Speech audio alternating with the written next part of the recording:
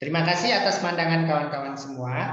Pandangan kawan-kawan terhadap konflik tadi hampir semua negatif dan beberapa ada yang kadang-kadang paling banyak negatif, katanya berarti ada positifnya. Karena pandangan itu pandangan budaya kita ya teman-teman semua, dan mungkin juga paham keagamaan kita bahwa segala bentuk konflik itu negatif ya. Nah, al-yaum today we are going to discuss conflict on al-yaum sanunakis konflik min jihah el resolusi konflik atau sosiologi konflik. Nah, hari ini kita akan diskusikan konflik itu dari perspektif sosiologi konflik atau resolusi konflik. Negatif atau positif? Oke, atau bagaimana? Itu ya, poin kita pagi ini akan mendiskusikan apa itu konflik, kemudian bagaimana konflik itu sifatnya, isunya apa saja yang sering melatar belakangi konflik sehingga kita bisa menghindarinya. Kemudian apakah konflik itu negatif atau positif toh konflik sosial itu? Nah, pandangan Anda tentang konflik yang negatif itu karena pikiran kita, budaya kita sering menyamakan antara konflik dengan kekerasan ya. Padahal konflik tidak selalu berbasis kekerasan, tidak selalu violence. Pagi ini saja kita konflik kan? Rencana kita mau luring ternyata wajib daring karena sesuatu hal. Itu konflik secara sosiologis. Nah, kita akan lihat teman-teman semua apa itu definisi konflik dalam sosiologi konflik ini. Nah, sebelum itu, why do we talk about konflik? Kenapa toh? Kita kok repot-repot, kata almarhum Gus Dur. Gitu aja kok repot. Untuk bicara konflik secara sosiologis, secara personal, secara psikologis, ya kita juga mengalami konflik ya teman-teman. Misalnya kalau Anda masih bertanya kepada Tuhan, ya Tuhan kenapa hidungku kok tidak mancung? Itu konflik ya. Misalnya Kamran, kenapa kok saya tidak dilahirkan dari keluarga Saudi, Arab Saudi langsung kaya, langsung punya warisan ya. Itu konflik kan? Konflik psikologi, personal. Nah, yang kita diskusikan adalah konflik interkomunal, intergroup, antar sosial. Oke, itu dia. Why do we talk about conflict?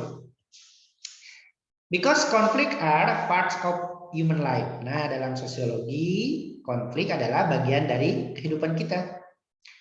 Pagi ini saja mungkin Anda sudah mengalami konflik berapa kali ya?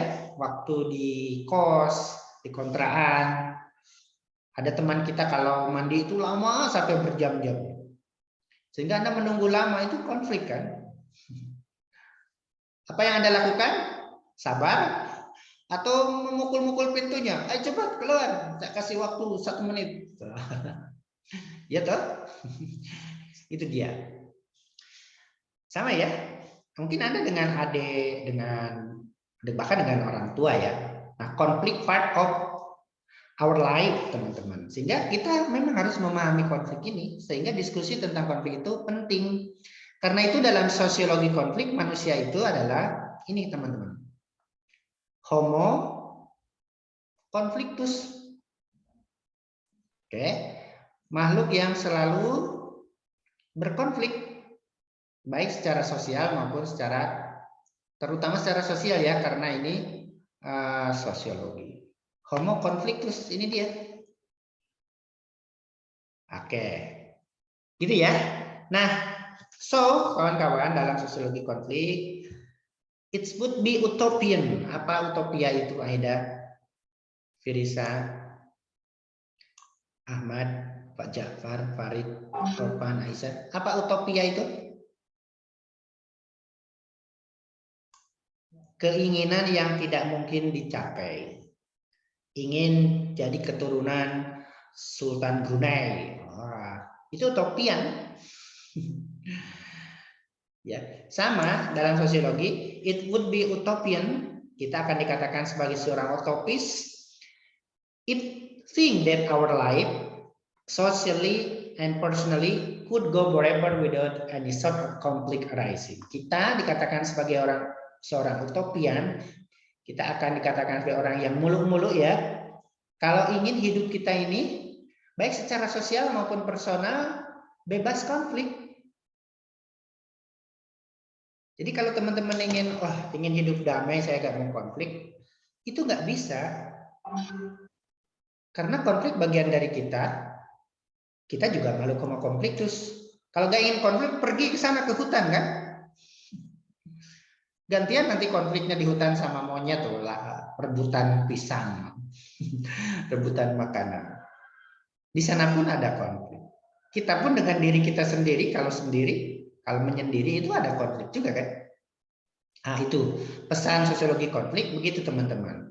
Kita ini makhluk konflik, homo konfliktus. Konflik adalah bagian dari hidup kita dan sesuatu yang utopia tidak akan terwujud kalau kita ingin hidup tanpa konflik, baik secara sosial maupun personal. So, apa tuh konflik dalam perspektif sosiologi konflik ini? Konflik intinya ini kawan-kawan, al-ikhtilaf, opposition. Konflik itu intinya opposition. Oke. That often generates violence kadang kan. Nah, sesuatu yang bertolak belakang, opposition, ikhtilaf, takhaluf dengan yang diinginkan itu konflik.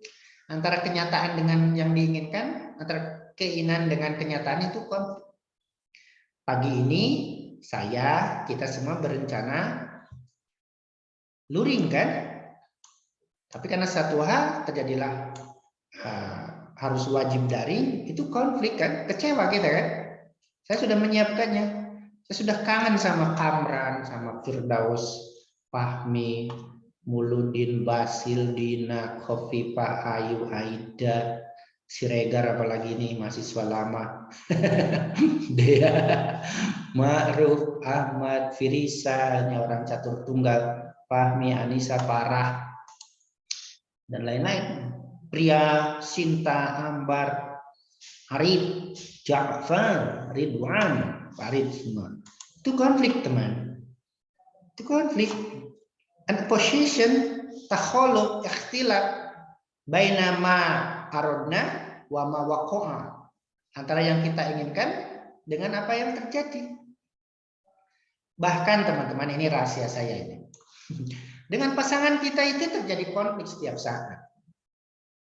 Jadi konflik, jangan anggap topan nanti dengan istrimu itu kamu happy aja setiap saat. Enggak. Setiap saat pasti ada potensi konflik.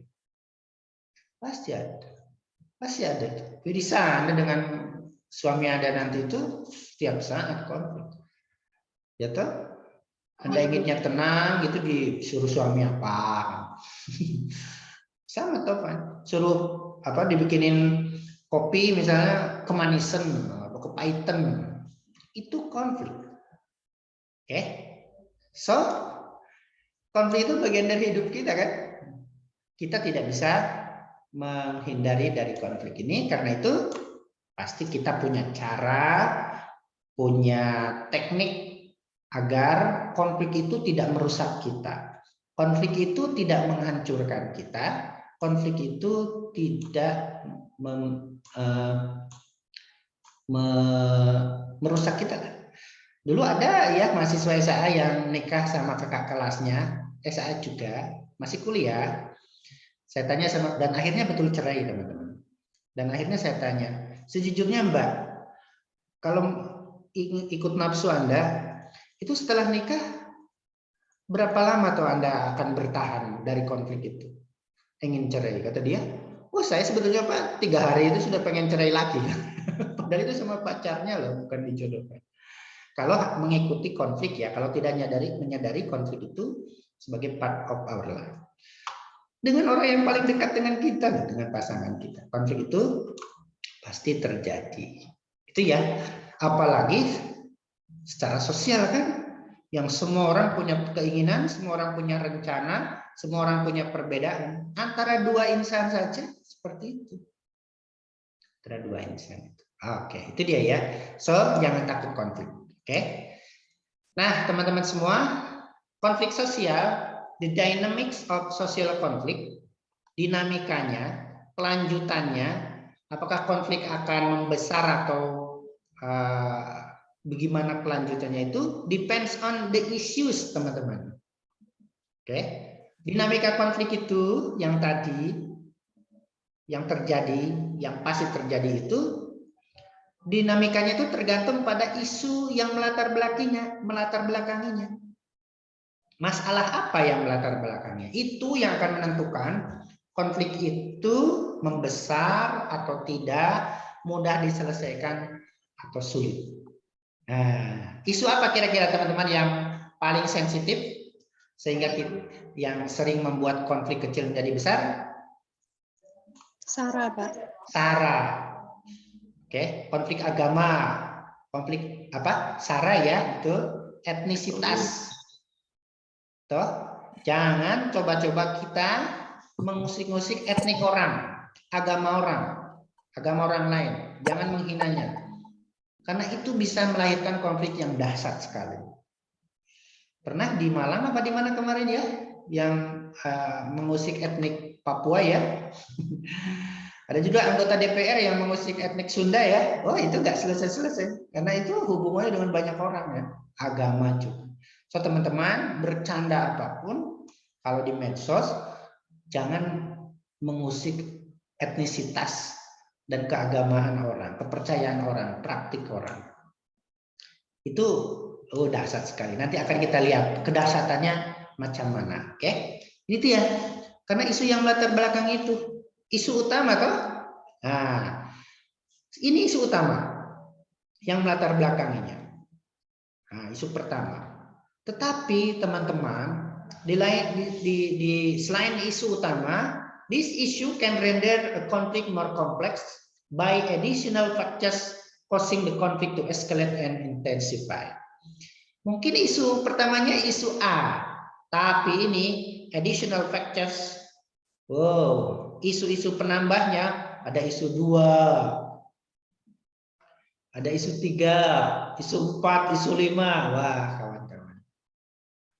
Ini triggernya, tapi isu penambahnya ini yang menjadikan konflik more kompleks. Oke. Nah, maaf teman-teman, konflik Ambon itu isu pertamanya apa? Masih ingat? Konflik... Agama. Oh, bukan. Saya peneliti di sana bertahun-tahun. Isu apa? Kalau di kelas ini asik ya kajiannya. Isu pemalakan. Supir yang beragama Kristen, ya isu pemalakan sebetulnya dari sopir ke seorang kondektur. Ya. Qadarullah yang supir ini, yang memalak ini Kristen. Yang kondektur yang dipalak Muslim. Yang supir tadi itu dari kampung Kristen tertentu. Yang kondektur ini dari kampung Muslim. Jadi konflik individu, pemerasan, pemalakan berubah menjadi isu apa? Isu orang Kristen memalak orang Muslim. Padahal hanya orang individu kan? Satu individu ke individu lain. Dari isu memalak melibatkan isu agama. Isu agama Muslim Kristen. Dari pemalakan individu berkembang menjadi isu etnik. Yang kebetulan yang memalak etnik asli, yang dipalak etnik pendatang. Wah, di situ dia. Isu pemalakan menjadi isu apa teman-teman? Isu agama dan isu etnik. Terjadilah ya Allah Subhanahu wa taala ya. Qadarullah itu konflik yang menyedihkan sekali ya. Saya sering ke sana. Dampaknya sampai sekarang teman-teman. Sudah 20 tahun sampai sekarang. Itu dia isu utamanya apa? Pemalakan. Isu utama ini pemalakan. Isu keduanya, isu ketiganya isu agama sama isu etnik. Isu lainnya wah jadi isu ekonomi, isu apa ke sana, macam-macam. Nah, karena itu kita harus pandai-pandai menjaga diri untuk tidak mengusik-usik etnisitas sama agama atau praktik keagamaan tertentu ya kawan-kawan, karena itu dahsyat sekali, oke, akibatnya dahsyat sekali. Oke, nah isu itu tadi sudah ya, isu religion atau religious practice, tolong ini jangan diusik-usik, kalau tidak tidak kita praktekkan, jangan diharam-haramkan, jangan dibedah-bedahkan, itu isu sensitif ya. Biarlah pembelajaran kita semua yang akan menyelesaikan itu. Kemudian ethnicity ya, Kamran jangan kamu bilang orang Sunda Matre ya Kamran ya, itu etnis itu, etnis saya itu. Nanti kamu bisa diburu sama semua orang Sunda di sini, sama si Regar juga tuh, bisa diburu itu. Oke, kemudian ekonomi ya, sering menjadi ya ketidakadilan itu jadi konflik ya, di Papua sampai sekarang. KKB Papua itu kan persoalan kesejahteraan tuh teman-teman ya, Freeport itu ya. Oke, mereka yang punya bumi tapi mereka tidak merasakan. Political, wah politik ini tiap 5 tahun, tiap 4 tahun ya, selalu termasuk di kalangan Anda ya, politik kecil-kecilan itu di kampus ini. Oke, kemudian environment, isu lingkungan. Wadas sekarang yang terjadi itu kan intinya isu lingkungan ya kawan-kawan ya. Nah, masyarakat setempat ingin mempertahankan lingkungan sesuai dengan aslinya, pemerintah menginginkan membangun dam atau waduk ya. Oke, kawan-kawan semua itu isunya. Tadi sifatnya ya. Oke. Nah, karena itu teman-teman, dalam sosiologi konflik itu netral. It is natural. So, konflik itu social conflict can be either cause and benefit. Jadi konflik itu bisa negatif, cause bisa positif. Oke, konflik itu bisa negatif, bisa positif.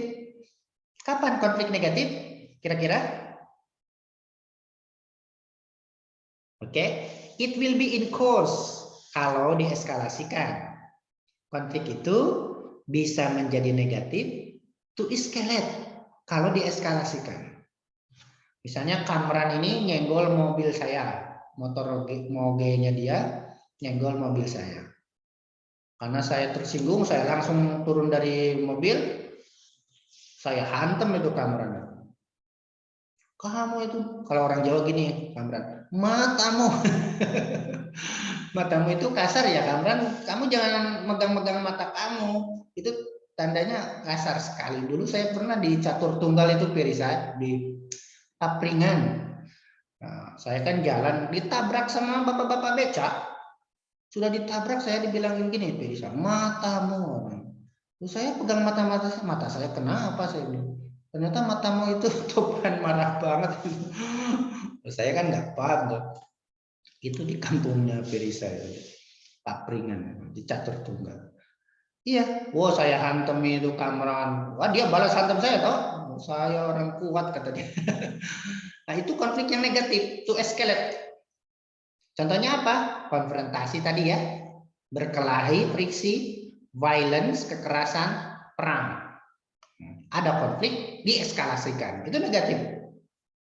Nah, Anda tadi misalnya di kamar mandi, di kos, antri kamar mandi. Wah, kalau dieskalasikan itu setiap saat terjadi keributan kan? Ada toh kawan kita itu yang di kos itu, kalau tidur menyalakan musik keras, ada kan?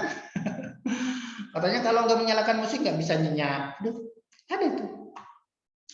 Nah, konflik yang terjadi di sekitar kita, antar kita, mungkin Pak Kamran dengan calon istrinya, kalau dieskalasikan itu menjadi konflik yang negatif.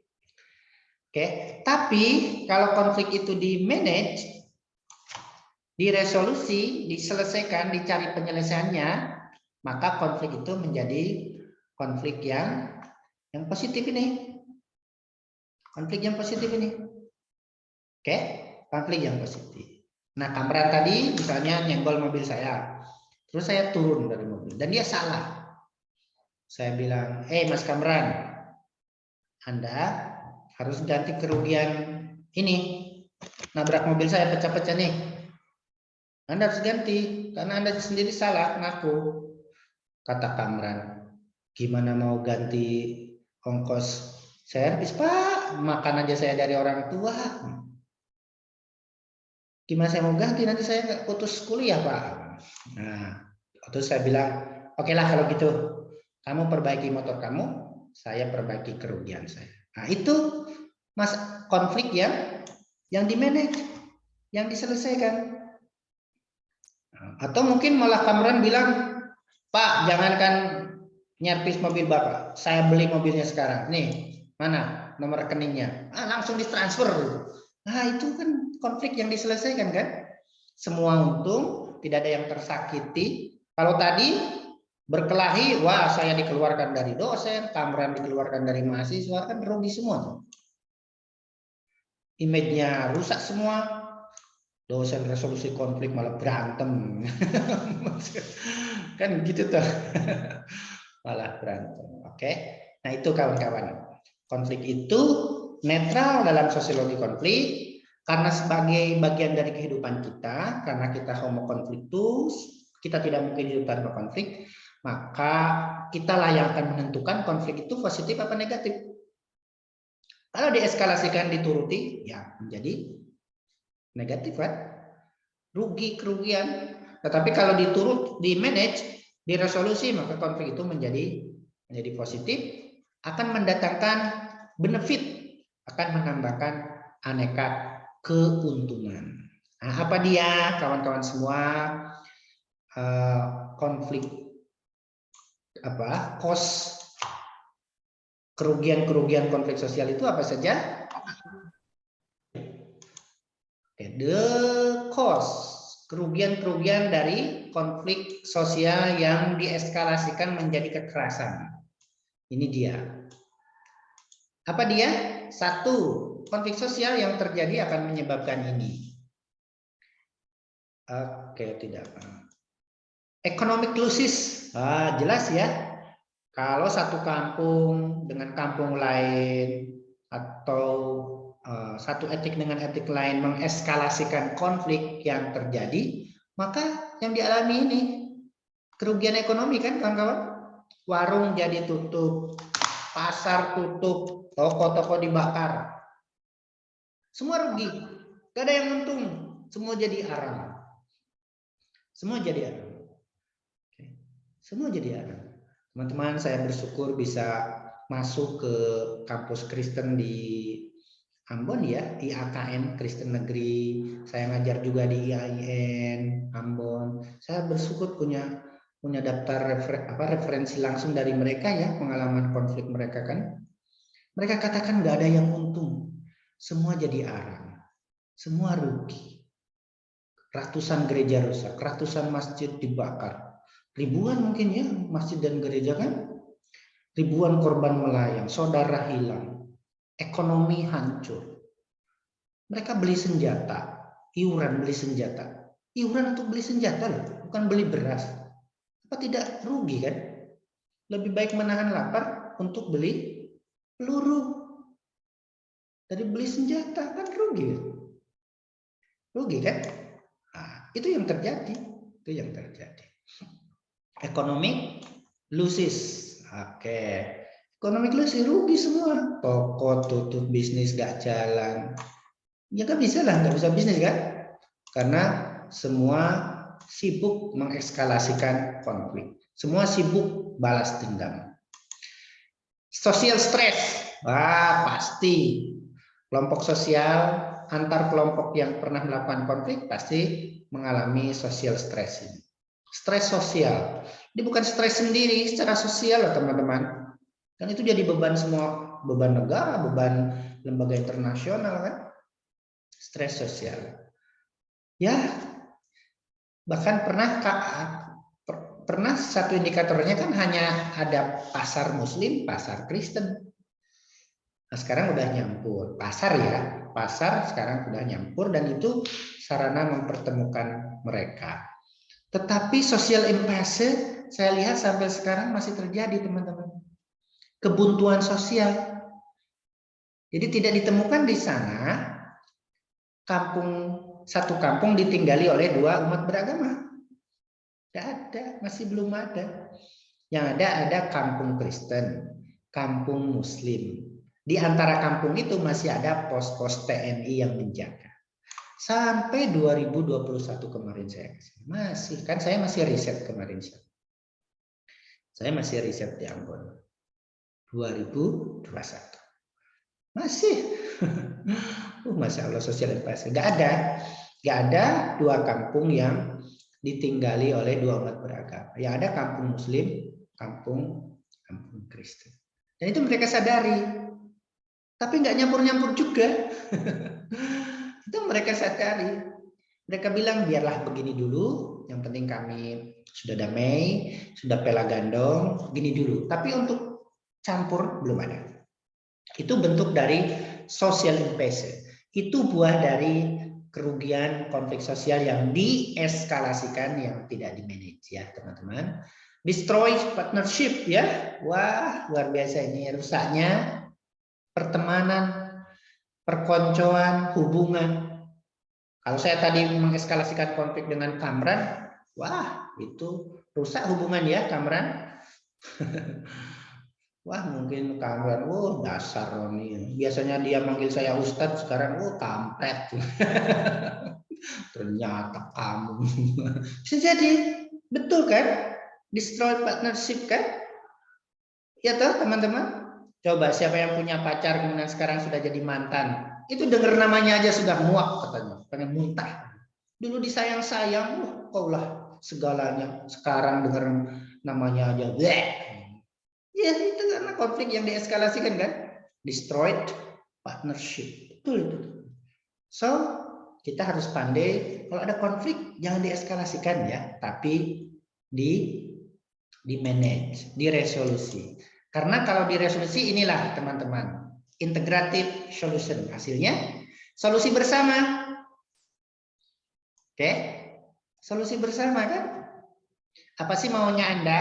Di Jakarta itu sering tawuran antar kampung. Itu karena apa teman-teman? Karena rebutan lahan parkir, konflik lahan parkir yang hanya 1 meter. Kata Kamran, batasnya di sini. Kata Abror, sini. Jadi 1 meter itu yang jadi konflik batasnya mana?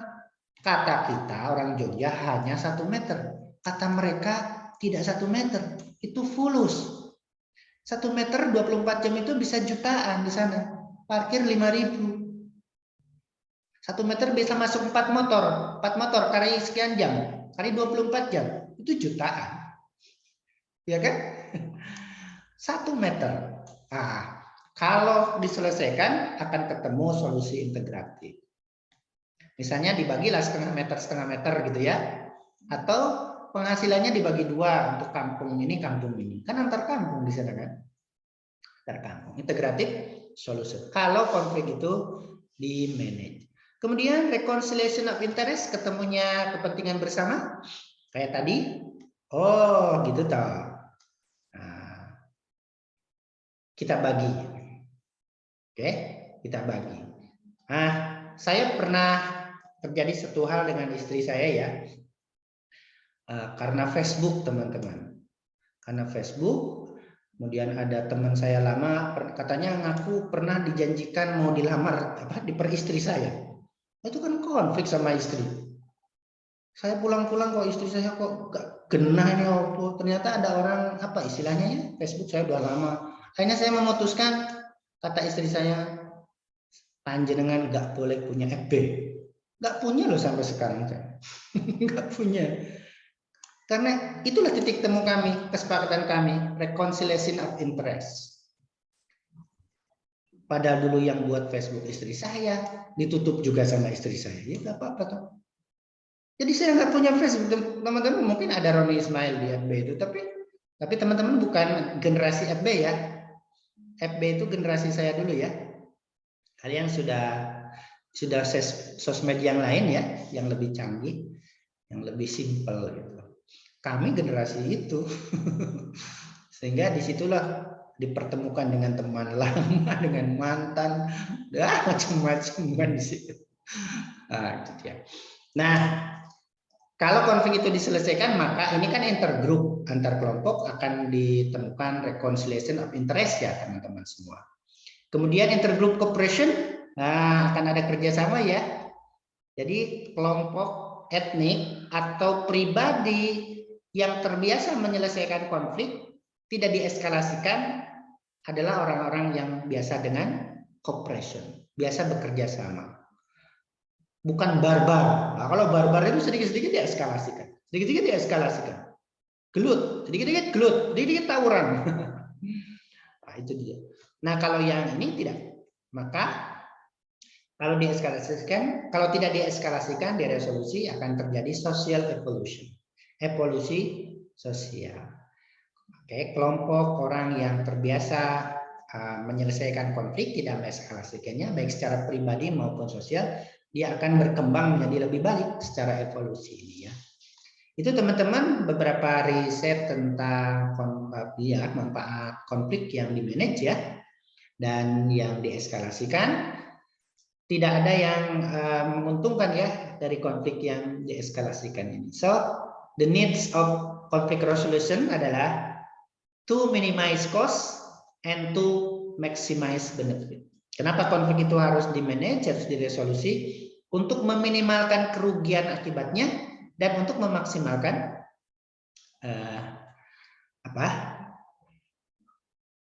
keuntungan benefit dari konflik itu. Kawan-kawan semua, itu dalam bentuk cooperation bisa, partnership bisa nanti menambahkan hubungan, kerjasama, negotiation, conciliation, mediation, dan lain-lain. Intinya, kawan-kawan, don't afraid of conflict.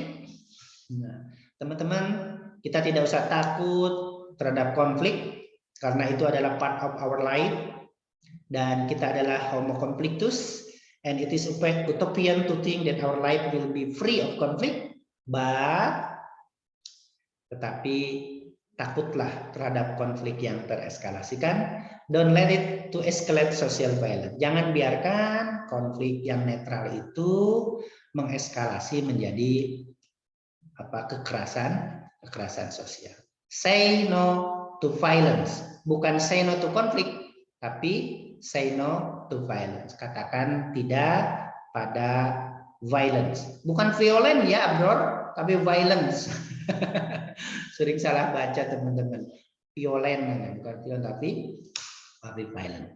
Itu teman-teman pesan mata kuliah ini pada hari ini. Kita tidak usah takut sama konflik, tapi jangan eskalasikan konflik, manajelah konflik, karena dengan konflik yang dimanage, yang diselesaikan, kita akan mendapatkan titik temu, menambah pertemanan, evolusi sosial, dan lain-lain. Jangan eskalasikan konflik karena kita akan mengalami kerugian dari konflik itu. Baik, mungkin ada pertanyaan dari teman-teman semua dari pembahasan resolusi konflik hari ini. Silakan. Sebelum waktunya habis.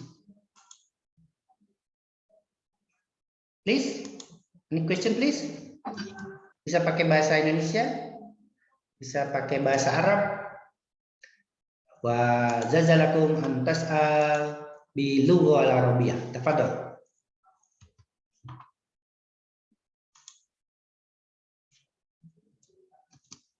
Halo? Gak ada pertanyaan?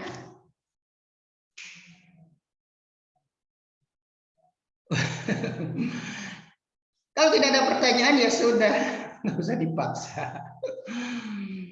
Marilah kita tutup perkuliahan kita dengan bersama-sama melafalkan hamdalah.